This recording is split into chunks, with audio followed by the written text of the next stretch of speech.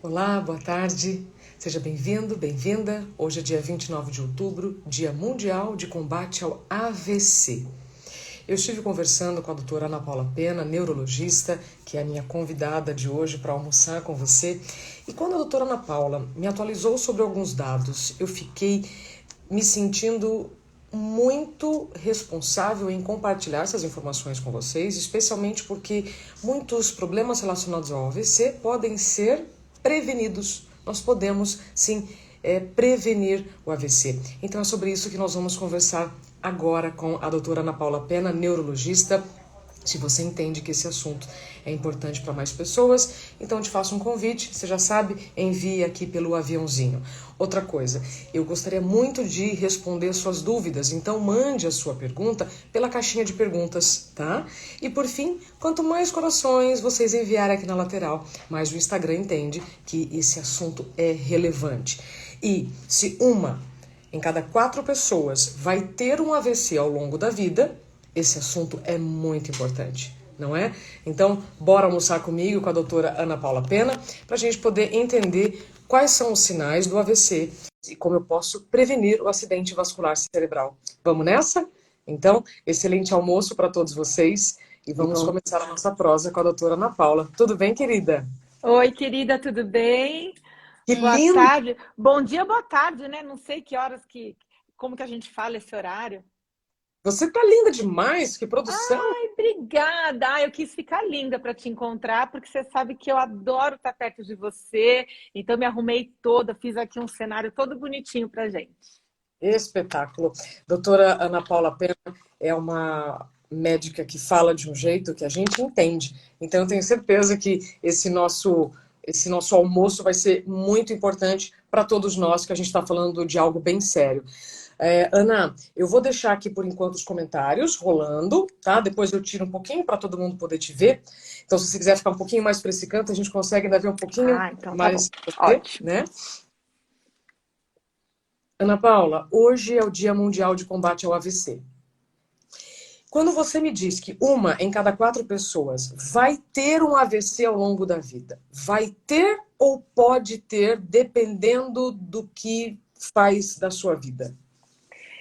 Isa, em primeiro lugar, super obrigada pelo convite. É muito importante isso que nós estamos fazendo aqui hoje, né? Que é um movimento mundial. Então, esse dia, 29 de outubro, ele é um dia para a gente realmente discutir sobre quais são esses fatores de risco que estão levando a gente a ter cada vez mais AVC ao longo da vida.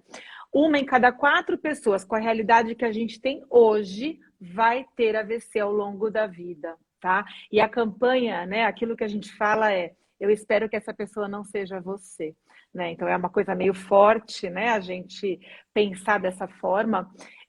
Inclusive eu mandei para os meus grupos de WhatsApp, né, falando da nossa live, coloquei lá uma a cada 4 pessoas vai ter AVC, o pessoal, credo, Ana, ai, não, eu não quero isso, credo, tu não fala assim, né? Gente, mas é uma realidade estatística, com as coisas que a gente tem hoje, tá, Isa? Obviamente que o trabalho todo que a gente está fazendo é para que a gente possa reduzir esses fatores de risco e que a gente possa diminuir muito essa incidência. Quem sabe, daqui a alguns anos a gente fale, olha, é uma a cada 10 pessoas, uma a cada 20 pessoas, mas hoje, infelizmente, é uma a cada 4 pessoas. Eu vi muitos comentários aqui no Instagram, quando eu divulguei a nossa live, sobre pessoas comentando sobre parentes que tiveram. Então, eu quero falar com você sobre a hereditariedade. Você comentou agora sobre os riscos, mas antes de tudo, vale a pena, Ana, você explicar para nós o que é o AVC? Tá, então, o acidente vascular cerebral, AVC, ou derrame, né? É o que todo mundo conhece como derrame, ele pode ser de duas formas. Ou ele é um entupimento das artérias que levam sangue para o cérebro, então aí é um AVC isquêmico, entope as artérias, ou um AVC hemorrágico, onde ocorre o extravasamento de sangue, né? Uma hemorragia no cérebro. O isquêmico é muito mais frequente, tá, Isa? 85% dos AVCs ou derrames são isquêmicos, 15% hemorrágicos, tá? E aí, isso acontece por uma série de fatores, né? Então, o que vai fazer? Formar esses coágulos, esses trombos, né, que vão entupir as artérias do cérebro, ou o que vai fazer essa hemorragia cerebral. Então, os fatores de risco são muito semelhantes. A hipertensão arterial, né, a hipertensão arterial sistêmica é o principal fator de risco, tá? Que é uma doença cada vez mais relevante, né? É uma doença cada vez mais incidente, a hipertensão arterial. Agora que você desativou os comentários, eu vou ficar mais no meio. Então, a hipertensão arterial realmente ela é uma doença silenciosa que muita gente acha que não tem, porque eu não sinto nada, então eu não tenho hipertensão. Cuidado com isso, pessoal, porque a hipertensão é silenciosa, tá? Então, a hipertensão é muito importante, a obesidade cada vez mais frequente no nosso meio, maus hábitos de vida, né, Isa? Infelizmente, o estresse, a gente sabe que a elevação do cortisol, né, aquilo que você fala tanto aí na questão da promoção de saúde, da questão da saúde mental, isso é realmente um fator de risco muito relevante. A gente tem aí tabagismo, etilismo, maus hábitos como dormir mal, comer mal, sedentarismo, tudo isso vai levar ao AVC. Qual? Então, esses são os fatores de risco, os meus comportamentos. Os meus maus comportamentos podem me levar a ter um acidente vascular cerebral, que é o entupimento das veias do cérebro, certo? Exato. Então, a gente vai ter aqueles fatores de risco modificáveis, né? Que é aquilo que a gente fala. Então, assim, o que eu posso modificar para prevenir o AVC? Então, eu posso dormir melhor, eu posso alimentar melhor, eu posso me cuidar melhor de uma forma geral, praticar atividade física, ter um estilo de vida melhor, que é aquilo que a gente fala tanto, momentos de lazer, cuidado com burnout, né? Então, dessa forma, são os fatores de risco que eu consigo modificar, perder peso, fazer uma atividade física. Eu tenho outros fatores de risco que não são modificáveis. Por exemplo, a idade é um fator de risco não modificável, ou seja, quanto mais velho, maior o risco. Pessoas acima de 65 anos vão ter um risco maior, e a cada ano que passa, esse risco vai aumentando, tá? Acima de 60 aumenta. Exatamente. A hipertensão, se eu tenho hipertensão, eu tenho um fator de risco que não é modificável, porém eu posso cuidar bem dessa hipertensão, tomar meu remedinho, fazer as minhas visitas periódicas e cuidar do meu estilo de vida. E diabetes e outros fatores de risco que eu não consigo modificar. Tá. Mais homens ou mais mulheres, Ana? Quando você fala acima de 60, o risco do AVC aumenta. Mais homens ou mulheres? Muito parecido, Thaisa. 55% mais homens e 45% mais mulheres. Agora, quando são jovens, porque o AVC também pode acontecer em pessoas jovens, tá? Infelizmente, né, cada vez mais a gente tem visto pessoas mais jovens tendo AVC, né? Abaixo aí, principalmente por fatores Ana deu uma travadinha hormonais. aqui para mim. Você volta. Opa, voltei? Sim, você estava falando sobre em jovens. Isso. Quando é mais jovens, abaixo de 50,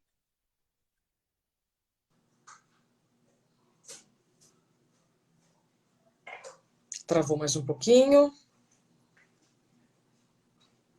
Vamos ver se a doutora Ana está voltando. Você que está aqui nos acompanhando, a gente está conversando com a doutora Ana Paula Pena, neurologista, hoje no Dia Mundial de Combate ao AVC. A gente está com uma interferência técnica aqui, vamos ver se a doutora volta. E ela já disse que o AVC... a doutora Ana Paula saiu, então ela já deve voltar. Então é o seguinte, você que está aqui me acompanhando, almoçando comigo, obrigada pelo seu tempo, pela sua confiança. A gente está falando sobre AVC. Hoje é o Dia Mundial de Combate ao AVC, que pode atingir, inclusive, 1 a cada 4 pessoas ao longo da vida vai ter AVC. E como a doutora disse, né, a gente espera que não seja você. Ela falou sobre os fatores de risco que são modificados. Voltou. Desculpa, voltei. Tirei do Wi-Fi aqui. Maravilha. E você estava falando agora sobre o AVC em pessoas com menos de 50 anos. Exatamente. Nesse caso, Isa, a gente tem um aumento um pouquinho maior de mulheres, principalmente por conta de questões hormonais, tá? A questão dos hormônios que formam mais trombos, coágulos e tal. Ou seja, acima de 60, mais homens do que mulheres. E abaixo de 60, aí equipara. Exatamente, Tá, exatamente. tá. Agora, Ana, uma outra informação que eu fiquei muito chocada é que o AVC é a segunda principal causa de mortalidade no mundo. Fiquei Exato. impressionadíssima com essa informação. E a principal causa de incapacidade permanente. Exato, Isa. Isso é assim, é um dado chocante, é por isso que é tão importante a gente falar disso. A gente está falando da segunda principal causa de morte no Brasil e no mundo. E das pessoas que têm AVC, Isa, 50% têm uma incapacidade permanente, ou seja, vão ficar com sequelas que não vão permiti-la voltar a ter uma vida normal, ao trabalho, vão ficar dependente de pessoas do INSS. Então, é uma doença que tem um impacto econômico, social gigantesco. Tem sim, impacto econômico e social. Ô, Ana, agora quando você fala que as sequelas, né, nós recebemos ali muitos comentários de pessoas falando sobre sequelas que o lado esquerdo não volta, né? O AVC, ele paralisa o lado esquerdo? Ele paralisa qualquer parte do corpo, a depender da localização do cérebro, tá? Então, ele pode pegar o lado esquerdo somente, ele pode pegar somente o lado direito, geralmente, nesse caso, com alteração de fala, dificuldade para falar, tá? Pode pegar alterações visuais, então a pessoa pode ficar com dificuldade de enxergar metade do campo visual, pode dar dificuldade de equilíbrio, de coordenação, a pessoa fica com uma tontura permanente. Então, tem muitas sequelas a depender aí da localização do cérebro. Ô, Ana, e essas sequelas, elas são irreversíveis ou elas podem retomar? Porque nós recebemos várias perguntas sobre isso, né? De pessoas que Isso. e que ainda não tinham superado as sequelas. Então, é assim, toda sequela, ela merece e devemos aí investir fortemente numa reabilitação, tá? Principalmente com fisioterapia, com fono, com terapia ocupacional. Por quê?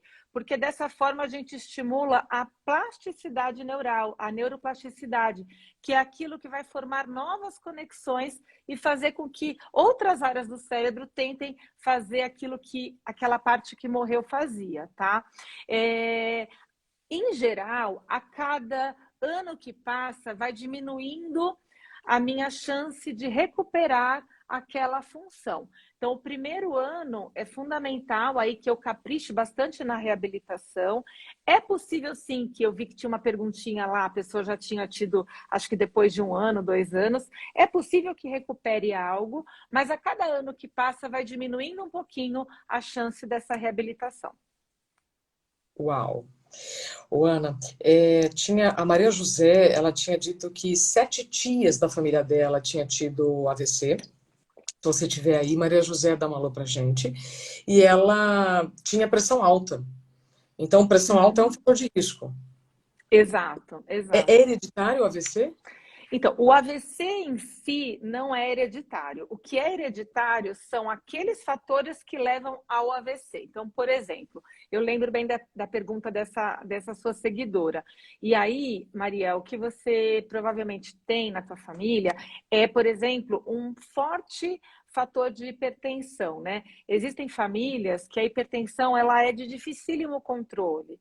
E aí, essa hipertensão de dificílimo controle vai causar AVC, ou famílias que têm trombofilias, né? São alterações genéticas no sangue que favorecem a formação de trombos.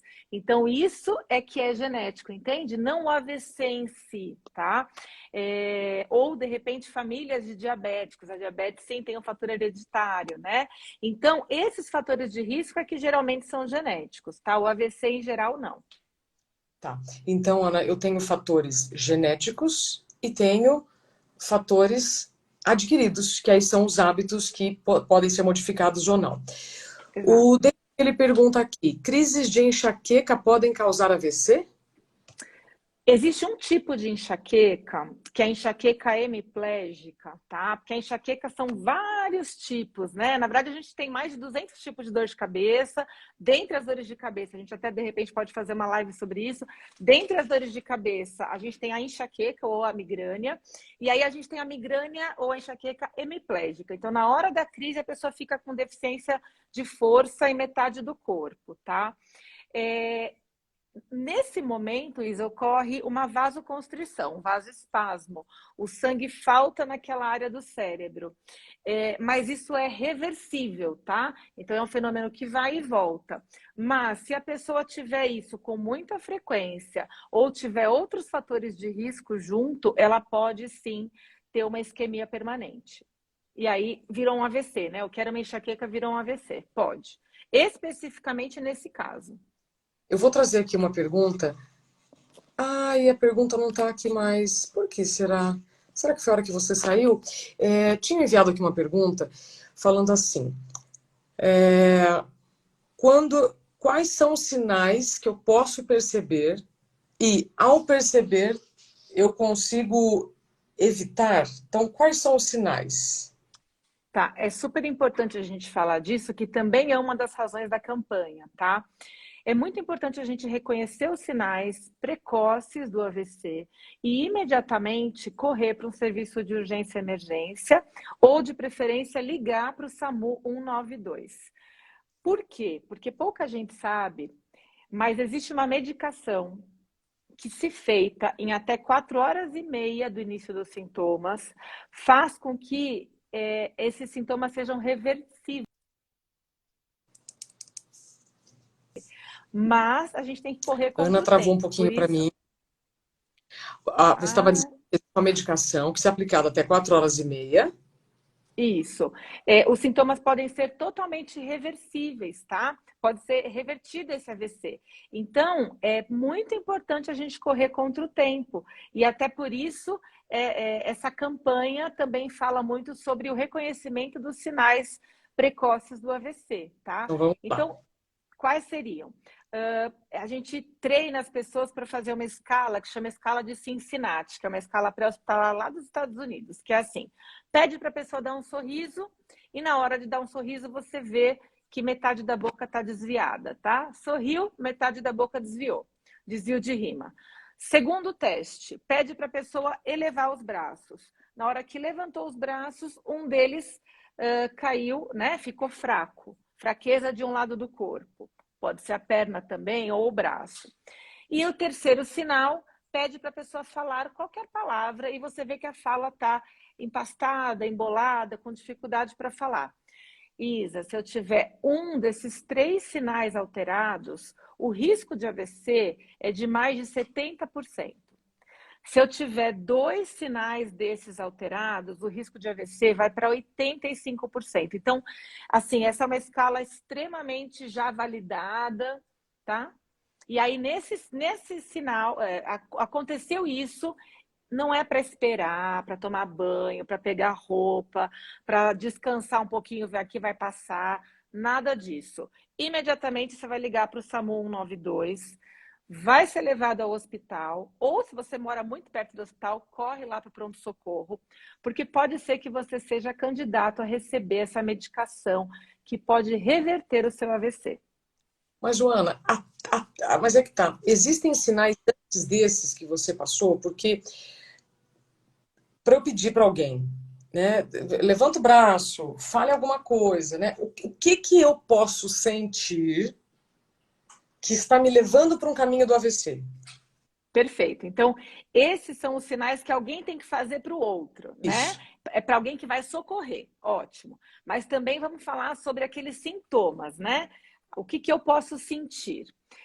Formigamento, por exemplo, em metade do corpo, tá? Metade do rosto ou metade do corpo é um dos sinais. Fraqueza em metade do corpo, um braço, uma perna, fraqueza no rosto. Se eu perceber que meu rosto está torto, tá? Então eu vou lá na frente do espelho, sei lá, eu dou um sorriso e eu vejo que metade do rosto está torto. Um olho fechou, de repente, meu rosto está torto. Terceiro, eu estou percebendo que minha fala está embolada, uma certa dificuldade para falar, ou tontura, desequilíbrio, incoordenação, eu vou pegar um copo e aí eu não estou conseguindo pegar direito. Qualquer um desses sinais que eu estou falando, Isa, que começarem subitamente, de uma hora para outra, pode ser um AVC. Na dúvida.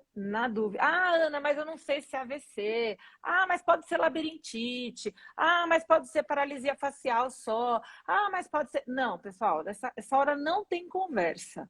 Tá? Inclusive na época da pandemia, né, do isolamento social, eu dei algumas entrevistas porque o pessoal estava falando muito, né, do fique em casa, não sai de casa e tal, não sei o quê, e aumentou muito o índice de pessoas que chegavam tardiamente aos serviços de urgência e emergência. Muito, muito. E aí as sequelas ficaram permanentes no mundo todo, tá?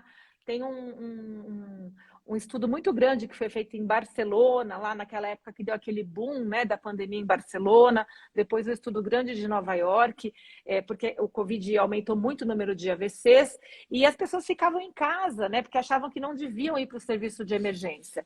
Então, existiu uma campanha na época, o ano passado, que era assim, AVC, não fique em casa. Esquece a Covid e corre para o hospital.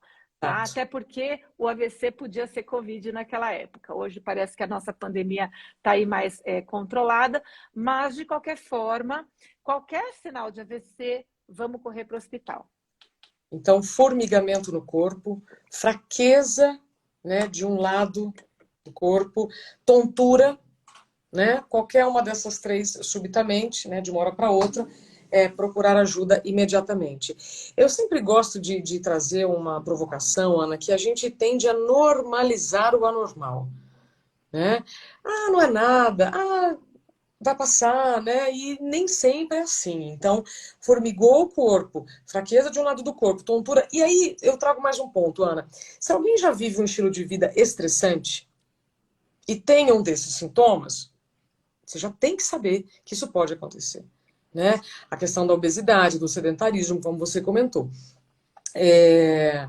Você me trouxe um dado em que o Covid aumentou em até 30% o risco de ter AVC.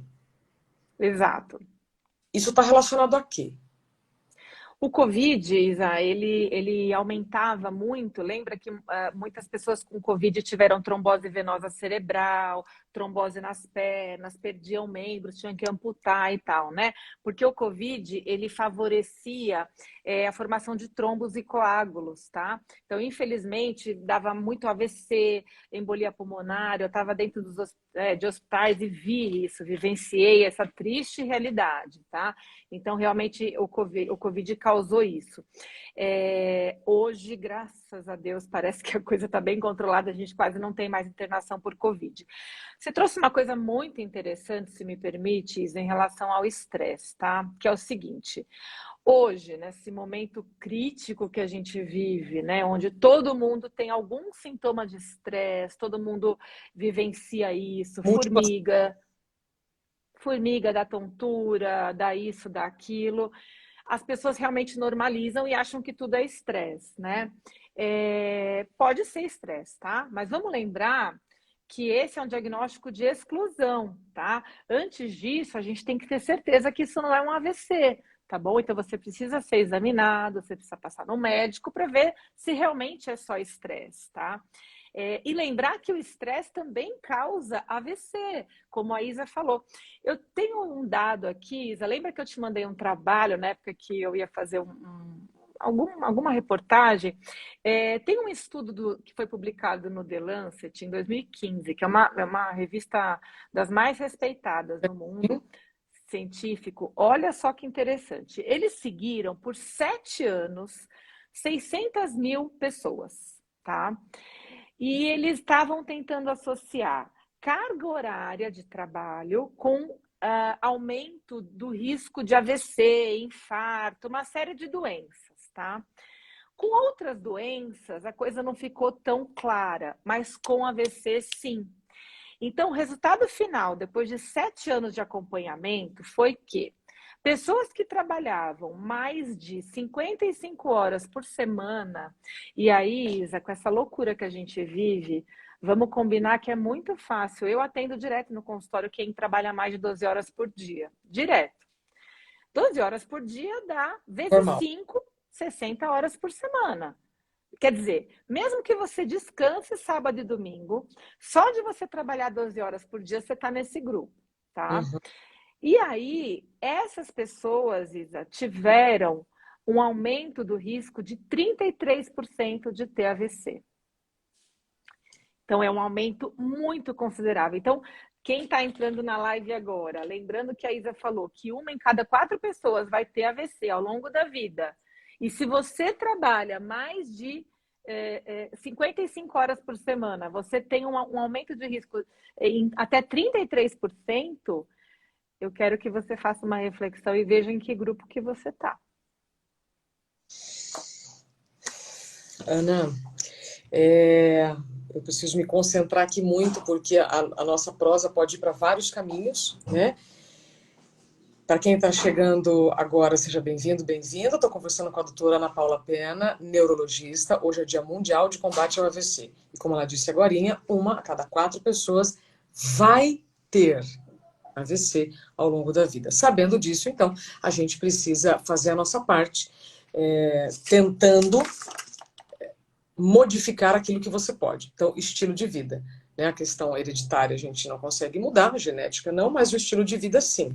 Então, sedentarismo, obesidade, tabagismo, tudo isso faz parte do seu estilo de vida, somado ao estresse, a um estilo de vida com muitas horas de trabalho, por exemplo, né? Ou a uma carga de estresse muito grande no trabalho, pode facilitar o AVC. Ana, você sabe que eu tenho aí... Se me permite incluir privação de sono, tá? É porque a privação de sono, Ana, ela aumenta o estresse em níveis colossais. Uma pessoa que dorme mal, ela vive mal. Ela raciocina mal, ela convive muito mal, porque ela está irritada, ela vai ficar agressiva, ela fica pavio curto. Então, o sono realmente é, para mim, para mim hoje é inegociável o sono. Né? Na minha atualização de identidade, o sono vem como inegociável. E o AVC, então, pode trazer sequelas, gente, que podem passar ou não. Né? Elas podem ser corrigidas ou não, certo, Ana? Exato, ou elas podem ser sequelas permanentes, né? Como a gente falou, elas são aí, o AVC, então, é a principal causa de incapacidade, né? De pessoas que ficam sequeladas para sempre. Olha, gente, são 2 dados muito chocantes. O AVC é a segunda principal causa de mortalidade no Brasil e no mundo e a principal causa de incapacidade permanente, como a Ana está dizendo. E o que você vai sentir antes de um AVC? Formigamento no corpo, fraqueza de um lado do corpo, tontura, né? Algo que aconteça assim, de forma muito abrupta. Ô, Ana, você falou que AVC ou derrame, né? É diferente de infarte? Não, na verdade, Isa, é que são termos, né, para as pessoas entenderem. Eu gosto sempre de usar uma linguagem que todo mundo vai entender. Então, AVC, acidente vascular cerebral, é nome técnico, tá? Ou acidente vascular encefálico. Derrame, popularmente a gente conhece o AVC como derrame, né? Infarte ou infarto é o AVC isquêmico, é o entupimento. Então, eu posso ter um infarto no cérebro, que é o AVC isquêmico, ou infarto no coração, infarto do miocárdio. É a falta de sangue, tá? Infarto é quando entupiu e faltou sangue, tá bom? Mas o mecanismo é basicamente o mesmo. Ou seja, ou entope as veias do cérebro ou as veias do coração. Exato, exatamente. Né? Exatamente. Você está absolutamente desequilibrado e aí vem esse entupimento, ou seja, a coisa não está fluindo. A vida não está. Exatamente. Ana, eu tenho ouvido cada vez mais pessoas jovens falando de AVC. A gente vira e mexe ouve, né? Alguém que conhece alguém que teve AVC e a gente fica tão chocado, né? Fala, meu Deus, mas a pessoa é tão nova, como é que teve AVC? Aí eu te pergunto, eu senti formigamento no corpo. Aí eu vi que meu rosto está paralisando. Né? Consegui ir para o pronto-socorro, consegui tomar uma medicação que até 4 horas e meia pode reverter os sintomas. Eu vou conviver com sequelas, mas o AVC pode matar? Alguém, ou seja, Uau! de nada Pode disso? matar muita gente. Isa, até 20% das pessoas vão morrer dentro de um mês pós-AVC. Então, é uma mortalidade altíssima. Então, 100 pessoas que tiveram AVC, 20 vão morrer ou no dia ou em até um mês após o AVC. Então, por isso que a taxa de mortalidade é muito alta, né? É a segunda principal causa de morte no Brasil e no mundo. Isso depende muito da localização do AVC e do tamanho, né? Tamanho, seja ele isquêmico ou hemorrágico, tá? Então vai Vai entender. depender disso. Ô, Ana, Diga. você já fez alguma relação do AVC com o burnout? Sim, na verdade, o AVC, eu acredito que logo, logo deve sair algum trial, algum estudo grande sobre isso, né? Porque o burnout a gente sabe que é o grande tema aí do momento, né, Isa? Todo mundo está falando disso, as empresas, graças a Deus, estão começando a abrir essa discussão, as pessoas, infelizmente, sofrendo muito disso, principalmente no pós-pandemia. Mas nós que trabalhamos com isso, a gente tem visto cada vez mais pessoas mais jovens tendo AVC, pessoas que estão estressadas, que têm aí nitidamente o seu cortisol mais elevado, que têm a sua hipertensão relacionada ao trabalho, né?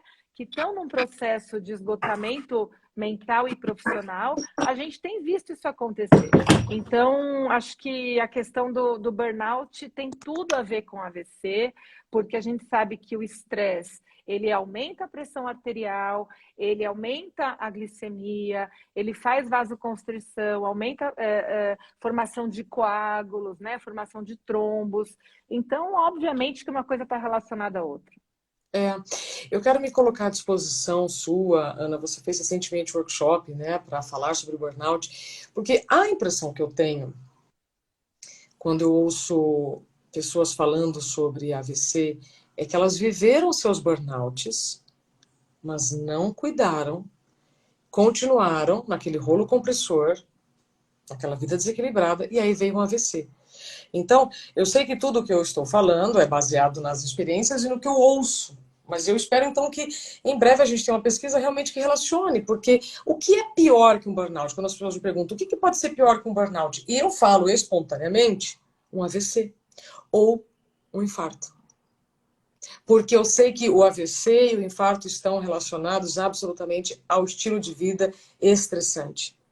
Né? E se até as veias entopem, significa que a vida não está fluindo como deveria. Isa, e o teu trabalho, você sabe que eu sou uma extrema admiradora sua, não só pela qualidade do que você faz, o cuidado, a ética, a delicadeza como você coloca as coisas, mas pela generosidade com que você coloca as suas questões pessoais para as pessoas, né?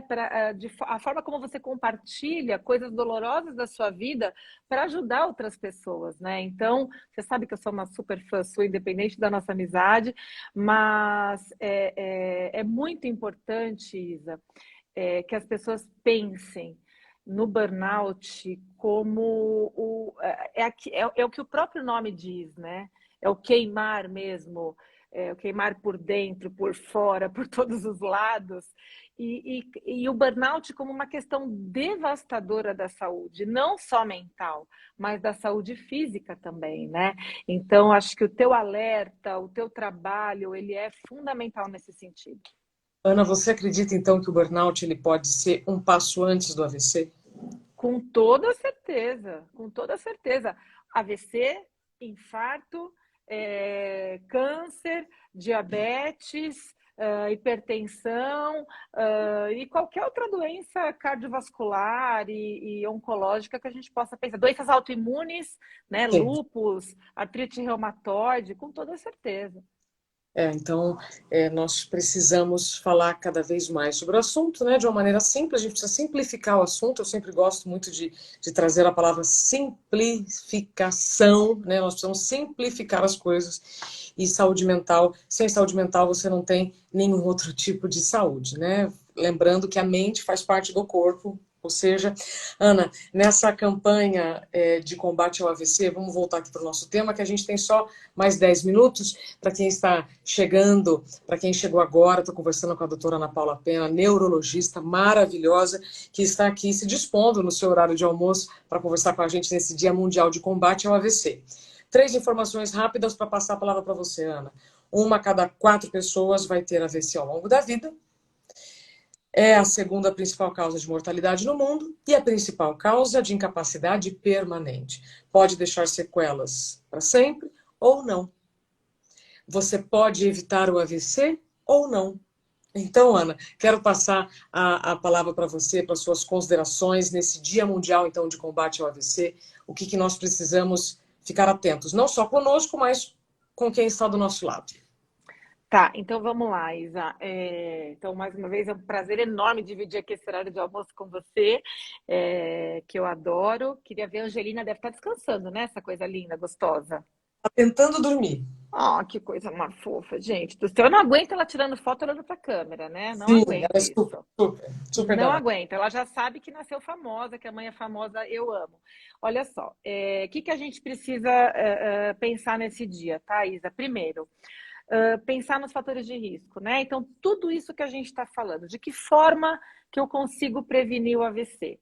Pensando na minha vida, nos meus hábitos de vida, né? Repensando meu estilo de vida, minha carga horária de trabalho, a minha relação com o meu trabalho, repensando o estresse que eu estou vivendo, que eu estou passando, está valendo a pena? Será que eu não preciso dar um passo para trás? Será que eu não preciso repensar a minha função dentro do meu trabalho? Ou eu estou realmente feliz com aquilo que eu faço? Pensando se eu estou dormindo adequadamente, se eu não estou fazendo uma privação de sono forçada, voluntária, para dar conta do meu trabalho, ou de repente eu tenho uma dificuldade para dormir e não estou indo buscar ajuda médica porque acho que, eu tenho insônia mesmo e tudo bem, faz parte. Não, busque ajuda, pelo amor de Deus, a gente precisa dormir, tá? Ou estou sedentário, estou acima do peso, comendo mal, meu armário lá na cozinha está cheio de bugiganga, estou me alimentando mal pra caramba. Aquilo que a Isa fala, né? Tem que desembalar menos, né? Eu tenho que lavar, eu tenho que comer coisas saudáveis. Como é que você fala? Descascar mais, né, Isa? Descascar mais, desembalar menos. Eu ouvi essa frase da Renata Cortella, que é uma nutricionista maravilhosa e fez para mim, né? Amo isso.